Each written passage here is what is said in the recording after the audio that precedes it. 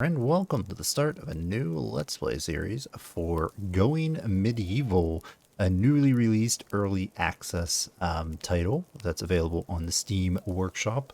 Well, not Workshop, but the Steam Store, which you can check out the description below for links to. But it is just entered early access, a few days ago, actually, from the time I'm recording this.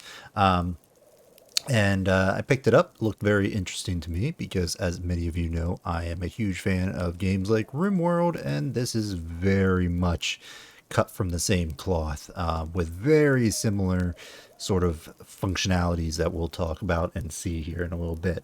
But I went ahead and picked it up and played a little bit of it, not much, just enough to get sort of a general feel of it. And we're going to sort of start a fresh one here today. And that's it, right? Once again, this is very early access, so be aware that there may very well be bugs, features may be incomplete, and that kind of thing. But for the most part, it seems pretty well developed for early access. So we'll see how that goes. We're going to go ahead and click New Game. We do have 3 scenarios to choose from. We've got the standard scenario, we've got a peaceful sort of sandboxy build scenario, and a really horrific survival mode, which I have not played, but it sounds awful. But, you know, to each their own. Actually, it doesn't look super bad because, you know, depending on the difficulty increases over time, you could start with very easy, and it probably won't be too bad. But we're not gonna do that. We're gonna do the standard version here. Your settlement will experience enemy raids as well as environmental events. Raids occur at a steady interval. Their difficulty adapts as you progress. So if you're familiar maybe with Rimworld, perhaps this is, you know, this almost kind of feels like, Phoebe Chillax. This could be Cassandra just tuned up a little bit more, and then of course this is just sort of like your peaceful build thing. But regardless, it doesn't feel that it's definitely not set up that way. It just sort of, to me, that's what it feels like. But we're gonna go ahead and do standard. We're gonna choose normal just because I'm not still super comfortable with the game and whatnot. This is normal is recommended for players familiar with colony sim games, which we certainly are on this channel, having clocked quite a few hours in the Rim. So yeah, let's go ahead and jump in. Now, this is the starting conditions. So again, very Rimworld-esque. And we have our scenarios and we have our starting resources and our starting settlers and so on and so forth. So a new life. This is very reminiscent of the what is it, crashed ship or crash colonists, or the default setup for Rimworld. So we can take a look at all of the resources that we have. There is also a lone wolf setting, which you just start with 1 colonist, and you know, it's a little bit more difficult. Winter starting season, kind of rough, and so on and so forth. So that's there. And you can also sort of create your own. Now, I only dabbled with this a little bit, but there's quite a few things that you can sort of set up. You can give them resources, you can give equipment, you can set constraints on your colonists, which is kind of cool. Now, I do wish there was a back button here. Closing out the entire menu is kind of annoying, but again, early access. You can also do researches, so we can start with, you know, certain researches set up. I will say that there might be, I might try to replicate the starting condition, but add in maybe a few early techs just to make it a little bit more manageable and less time consuming early on. But not for this let's play through. We'll talk about that later. But anyway, here's what we're going to start with. We're going to start with a new life, just the default. Okay, so the map is randomly generated here. We can give it a name. Actually, I'm just Ogden. I'm fine with that. We do have a heraldry. We could edit or randomize. Actually, I like the original one. There's a little cat. Can we edit this and see what the symbols are? Is there... fleur-de-lis. That's sort of like a leaf. I was looking for a... Oh, there we go. Clover. That's what we were looking for.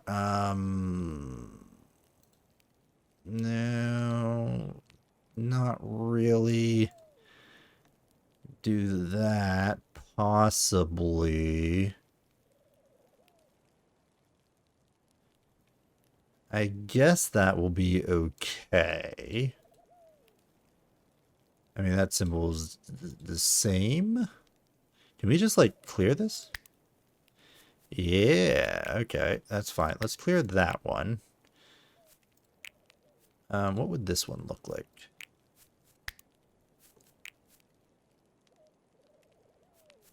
I don't think I can do any more of that, which is just fine.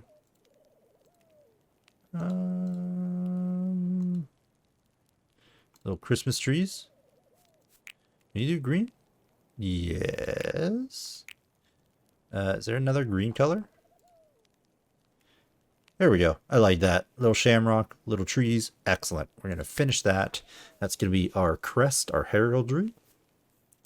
Plentiful vegetable. Okay, so the map. So unlike Rimworld, we can't like select a random spot on this map. There's 3 different locations that we can choose from. We've got the valley, we've got the hillside, and we've got the mountains. Now, in my test game, I basically was given a similar choice on a different randomly generated map.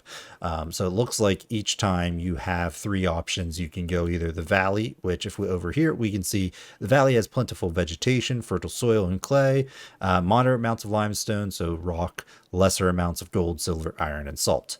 I've yet in my test game, I didn't really make use of any of the mineral or minables, so I didn't really get that far. So, you know, take that as you will. The valley does have the fertile soil, basically more plentiful, so it might be better starting off. Hillside, this is what I did on my test game. It's uneven terrain, suitable for a good defensive position, a fair amount of limestone and clay, a moderate amount of fertile soil and vegetation.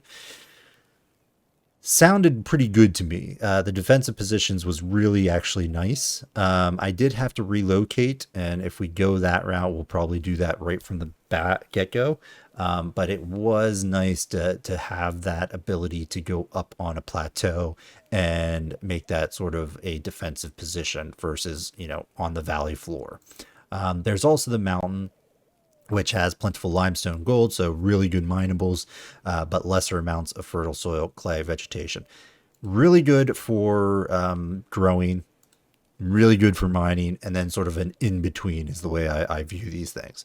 I think we're going to try out the hillside again, because I did like that in my test game, and I think that we'll try something different than what I did in my test game just to sort of make do with that. Default size is the only size of the map right now, but ideal, you know, in theory, because they have map size, they will eventually be adding additional sizes as the game progresses. But otherwise, there is a random seed generation here. So if you want to play on this map, you can do 3, 3, 2, 5, 6. Actually, you know what? Let's just change this time. Whoa. All right, mountain, hillside. Let's just go to this hillside right here. That is quite different than the previous maps I've looked at. Interesting. Okay, we're going to go with time. That's going to be our generation. So if you want to play on this map, feel free to put that in the random seed right there, and you'll be able to play on the exact same map, in theory. Not tested that. Let's go next. And here is our character select screen. So for those of you that are familiar with games like Rimworld, it will look very, very similar. So we have our skills, we have perks over here, as well as a background. Now there is some, you know, little flavor text as well as some markers for skills based off of the background of the little character, the pawn. We get this nice little group skills thing over here as well. I can't remember if base Rimworld has this or not. I think it might. I think it does. I don't know. I've been playing a lot with mods, so I know I have it. But I can't remember if it's in the base, the vanilla version or not. But either way, it's nice that they've added that in here. So this just gives us a good overview of our combined skills, along with a little designation of who's the most skilled of the group. So let's just take a look here. We've got Sunseeker, comes alive when the sun is shining. A few golden rays is all it takes to make the best out of her. That's really good. Benevolent is a ray of hope in an otherwise bleak. She makes everyone feel better. She's actually pretty good. Those are some pretty good traits. I think we're going to keep her around, actually. Double passion for culinary. As far as I know, there is only 2 levels of passion. There's just 2 stars and 1 star. What does it show? 4 times more versus 2.5 times more, which is kind of nice. But yeah, so we'll go with her. I think that's going to be a-okay. What are your perks? Benevolent. Okay, we've got 2 benevolence. Iron stomach. Consumption duration increased, or I guess decreased by 40%, which is really nice. Okay, your skills are a little bit less great. But you're a good marksman. You've got passion for botany, so I guess you could be both our botanist and our marksman and hunter. You do have some good smithing and tailoring, but no passion. But you know, I think this is okay. Jeva, what do you got for us? Listless. Jeffa tends to mope and complain and is a total wet blanket if anything fun is suggested. She generally isn't invited. Aw. And a cannibal. Okay, well, we're pretty much going to just randomize you again, I think. What do you got? 40 winks, benevolent. Ooh, that's pretty good. Wiki. Edda is highly attuned to the natural world. She listens closely. All right. Really good stats. All right, I think we are good. Do we have any call? Yes. Tonilde is our cook. And unfortunately, it looks like our intelligent person as well. But I don't know. We may not go with that. But I think we'll go with this. We'll only do the randomization on this one. And just to get a little bit better perks here. And I like it. All right, so we're going to go next.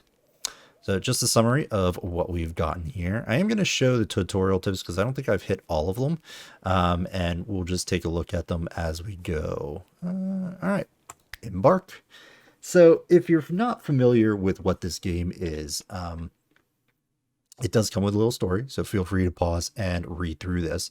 But it is a colony builder sim. Like I said, it has very much similarities with Rimworld, except, you know, it has some few different things.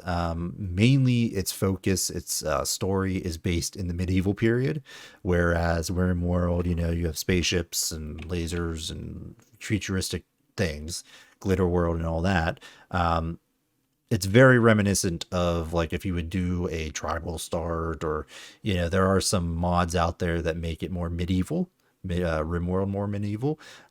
So, you know, it is what it is, but very similar in terms of mechanics. But yes, the focus of this game is more medieval, building of castles with medieval weaponry and so on and so forth. So this is our map. Now it is multi-level, which is pretty nice. And I've actually been looking for a multi-leveled 3D, essentially, Rimworld game for a while. And I've gone through a couple different games that I've had hopes for, but ultimately that did not pan out. This area is far less defensive than I would have thought based off of my last go around. Yeah, this map's kind of crap. We're essentially in the valley here. We don't really have very many defensive benefits. Let's see. I mean, if people come on the map down south, we are elevated, so well, not really. No, we're not, because over here this is an opening into our area. So yeah, unfortunately, we're not going to show off the elevation bonus that I had in my original game, or my test game, but that's okay. It just means we don't actually have to move, so that's always a good thing. But yeah, okay. So as I was saying, it is medieval. It is Rimworld-esque. It is a colony builder. So much like Rimworld, we're going to have, get our colony set up. We're going to have these resources here, our starting colonists, and we're going to have to build up and become self-sustaining. And as far as I know, there's no trade yet in the game. But I think it is one of the things that is on the roadmap, if my memory serves correctly, when I was looking at the various different things that are come in, what they want to put in as the game progresses. So we'll see how that goes. But there is raiding, and we'll take that in stride here eventually. But like I said, it is a multi-layer. So if you at the top here, top left hand corner, you can see we are on the 16th layer. Z and X. X goes down, Z goes up. You can do that, or I can hold control and mouse wheel to sort of go to the various different layers more quickly. And as you can see, we can go up and down and so on and so forth. I'm going to leave it on 15.5 and see how that works out for us. Now we can go underground. I can dig. I can, dig into the wall this way and so on and so forth. But in my test game, that seemed to take quite a while. So we're not going to do that just yet. We're going to just sort of, build here. Like I said, in my test game, I wanted to move more onto the mountain for more defensive structures. But because this is more like open area, we're just going to focus here. That way we don't have to move our stuff anywhere.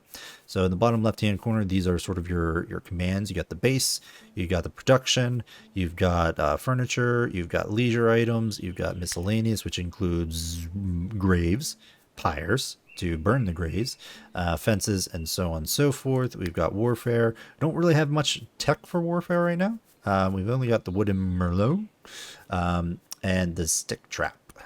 So we don't have that. We got to research it. And we've got a zone, which all we've got right now is a default stockpile. So yeah, that's there.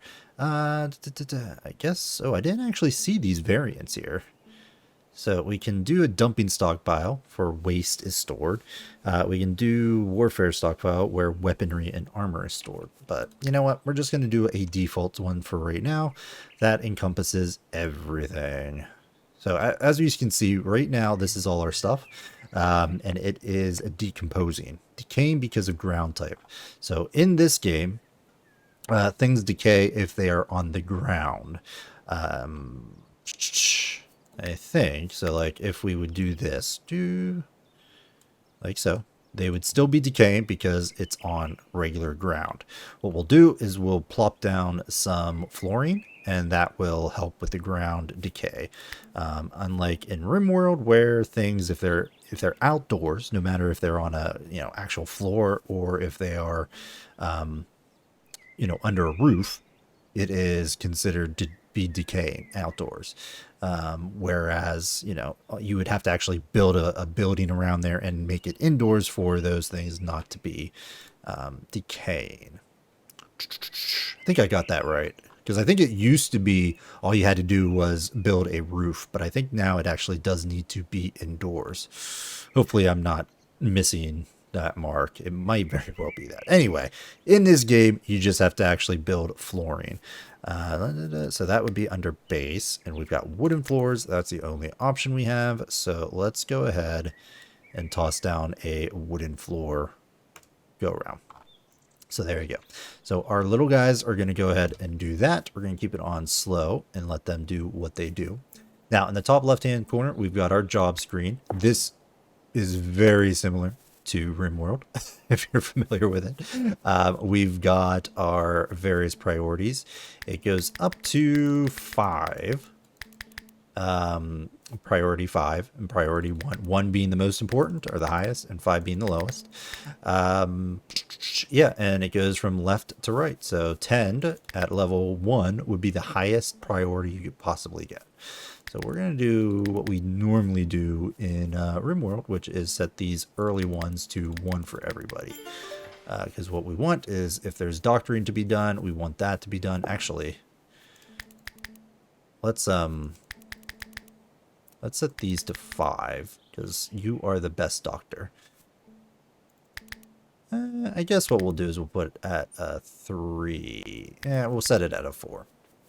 I mean, honestly, the only way Edda's not going to tend is if she's the one that's hurt. But I'm pretty sure they can self-tend. I feel like that happened in my test game, but I can't say for sure. Okay, so we're gonna go down the list. I think we're fine with setting everything else. We'll get this configured. We will want wood, but I think the defaults right now are okay. So we can take a look at schedule. And again, this is very reminiscent of Rimworld, almost like a duplicate. We've got work, sleep, anything, leisure. Normally I set this to like, you know, anything like so, but I don't think it works the same way in this game as it does in Rimworld, where if they go to sleep, they'll sleep until they fully wake up and then they're good. They will actually wake up after this or something like that. So we're going to leave it on this for right now until I have a little bit more testing under my belt. But I feel like that's how it is here. Are you guys not constructing? Why aren't you constructing here? Not enough allowed resources. Oh, right. Time to allow things on the map. Drag. Boom. I don't think there's an allow all, or at least I've not found it, if it exists. Single layer, forbid all layers. Yeah, I mean, we could do like a whole map thing potentially, but I'm just going to leave it as is for right now, and they will start hauling stuff and building our floors. As you can see, the cabbage pile here is no longer being decomposed. So that is good. So with that, our stockpile is in good shape. Now what we need is some sleeping areas. Over here, we've got our inventory list, and we can also set up groups for them by clicking this little button in the top left-hand corner, sort of our overlays, and get those sort of situated. There's also some other overlays over here. We can hide roofs, we can hide treetops, not too shabby. We can show overlays of rooms detected and so on and so forth, which we don't have quite yet. So that's that. Okay, who is my best constructor? We don't actually have anyone with passion for construction. Okay, so it's going to be Tanild because you actually have skill in construction. So let's get you to do some construction for us. It's telling us we do not have enough beds, so we're going to have to set those up. Now, we only start with hay sleeping spots. That's it. We don't have actual beds yet, so we'll be setting that up here too. Now, I do like the sort of the grid layout that you got there. I think that's pretty snazzy. But we're going to go ahead and just build wooden walls. So under base, we did the floor. We can go up right from the get-go. One thing I'm thinking is I'm wondering about building up first. In my test game, I just built over, but, well, we don't have the beams. So I don't think we can do that just yet. Yeah, I think we're going to have to just build out here. So one of the first initial techs that we can get is beams that will allow us to build bigger structures. No, I do not actually want you there. Let's put you over on this side because we got some stuff we can cultivate here. Some berries and whatnot. Let's put you over here. Do I want... Eventually, I'm probably going to put this inside a building. So I'll tell you what. Let's leave some space. So ideally, there's going to be a wall here. And then I like to leave two little bits for walking. The reminiscent of my play in Rimworld, I guess doesn't really matter. But just for sake, let's do that. Okay. So what I want to do is I'm going to put down my beds first. Hey, sleeping. This is fine. Let's do there, and there, and there. And then copy. go that way, and we'll go this way. Just a little tiny hut. We want to make this a little bigger. You know what? Let's do that. That way it'll be in line with this. And it will give us the option of putting in a fourth bed, because we will be getting a new recruit fairly soon. Go there, set that up, and then we've got a wooden door. So let's go ahead and plop that in.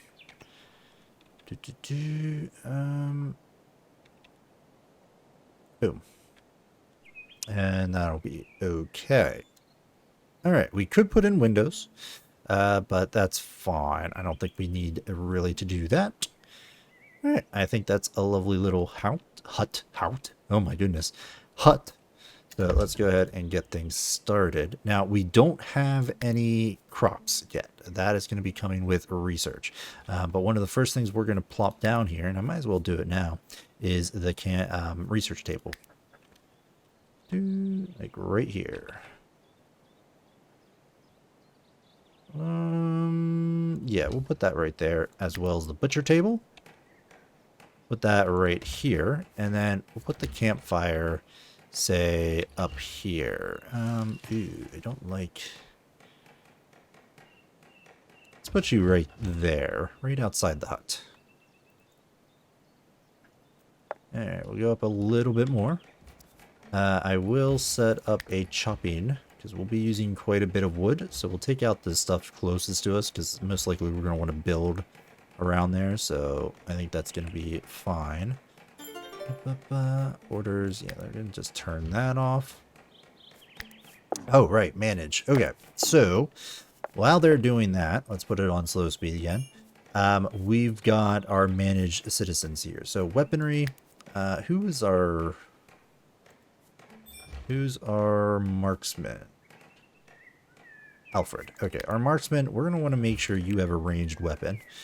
And you, who's our best meleeer? 6. Okay, I think we're going to give you the two-handed melee weapon.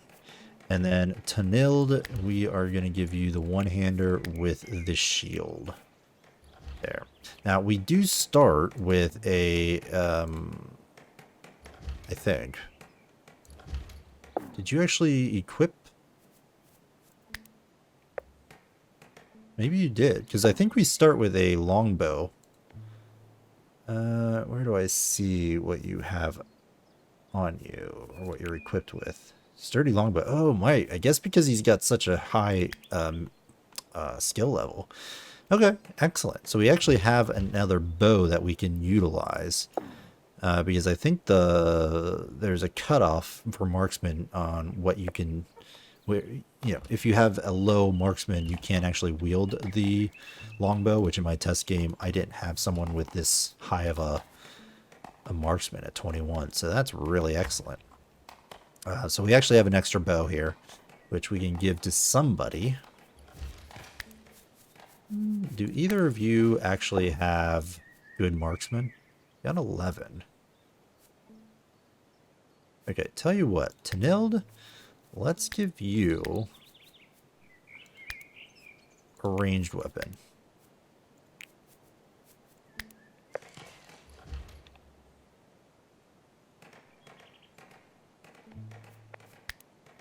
Pick you up, allow you, let them sort of finagle things. There we go. I think I will like that. Okay. Ew. I just realized I didn't leave much space in here, did I? I think I meant to actually go out one more. Well, that's a bummer. Alright, tell you what. We're going to forget we did that and just kick this out a little bit more. Unfortunately, I can't move these things, though. This is fine. Maybe we'll put a door both ends or something. I don't think it really matters. This is most likely going to get replaced at some point.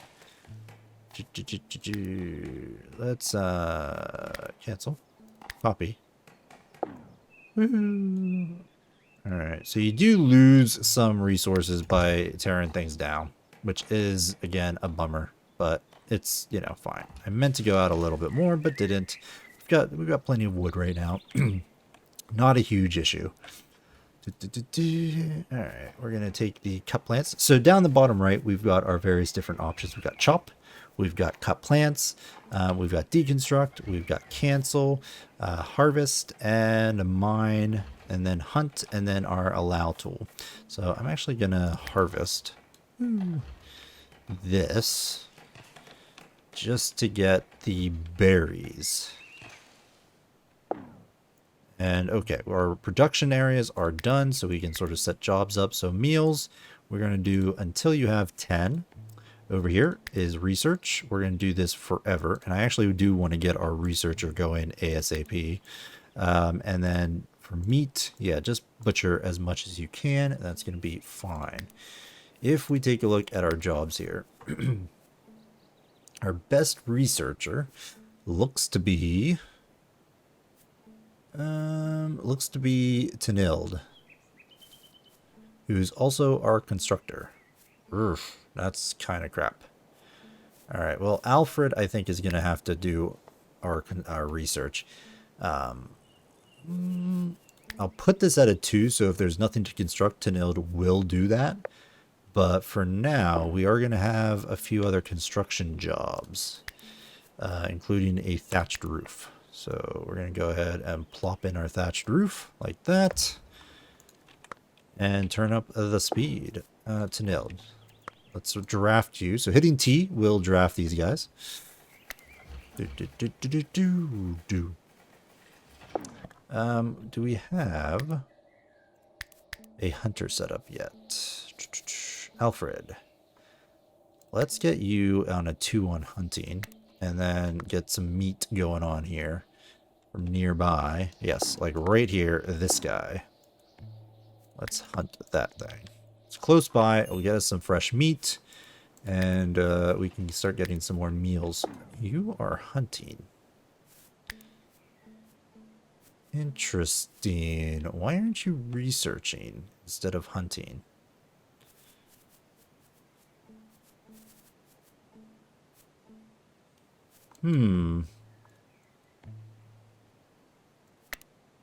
Oh, because Alfred is doing that.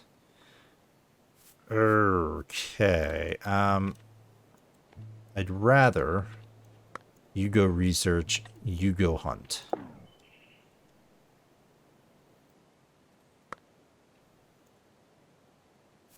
Please and thank you. Okay, perfect. All right, so research. We're already at 32 minutes. Let's talk about research, and then we will put a cut in the video here. But research in this game is similar, but different. So it's kind of sort of set up similarly in terms of the interface here. But when you research, you get the research right away. What you actually do time consuming wise is you make what's called chronicles. So chronicles are the currency to basically buy your research. And what your researcher is actually doing is creating chronicles. So writing down ideas, coming up with hypotheses, whatever, that you then spend on research. So right now we do have 26 chronicles, and research is available because we built the actual research bench. Before that, it was grayed out. And we can get agriculture for 15. We've got clay brick mining, stone cutting, smelting, wooden weaponry, all fairly costly. And tailoring over here for 20. But we can't get preserving food because we don't have the prerequisite. So unlock, we can't do that yet. So there is a pathway here that we have to take. But we're going to go ahead and get agriculture just because it opens up so many plant options and gives us the ability to actually plant some crops, which seems to be a pretty good early thing to do. Why can't I do that? Oh, boy. Never mind. Architecture. We've got to actually do this first. Then we can go over to agriculture, and we won't have enough. So I'm going to go ahead and unlock architecture. That's going to give us our wooden beam, and we'll talk about that here in a little bit when we start construction of a bigger building. But essentially, wooden beams allow you to build something like this big, which we're not actually going to build. I'm just going to sort of highlight this. And then we could put the wooden beams. Now, you can see sort of how it would work. It's just not big enough, or it's too big. So there is a max distance, apparently, and I just went ahead and did that. So as you can see, if I would do... let's do... I don't know. Let's do it this way. And again, I'm just going to cancel all this. And then put the beams in. There we go. So you can put these beams in. And then you can build flooring on top of this, or roofs on top of this, because you wouldn't be able to roof this or floor this whole thing without those beams, is what I've come to realize. So the beam tech is pretty good to get early on. Allows you to go up multi-stories. Like, we didn't need it for this area because it's narrow enough that the roof will be fine. You don't need the beams. It's only at a given width that you're going to need beams. So let's go ahead and just make sure to cancel this. There we go. Okay. While that's happening, we are going to put in a cut, but we do need, I don't want to forget to get some leisure items. So we're going to grab a backgammon table. Where am I going to put this? Let's put this sort of like over here. And we've got some religious stuff. So let's do that. I think I'm gonna put you maybe over here.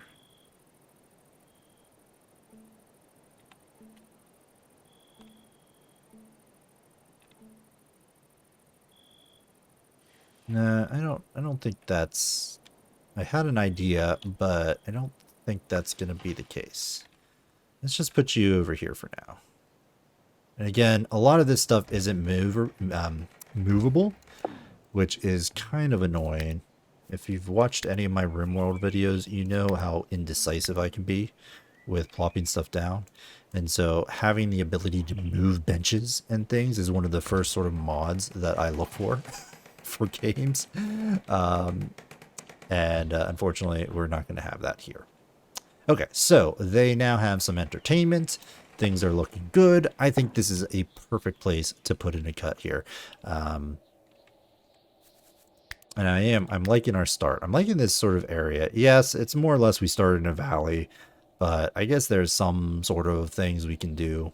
But we'll have to play around with it because it's not as like hilly as I was expecting. But oh well. All right. Well, thanks everyone for watching. I hope you're going to enjoy this series. If you if you want to see more of this series, please hit that like button. And if you want to see more content, I strongly encourage you to subscribe to the channel. Otherwise, we will see you next time, folks. Bye-bye.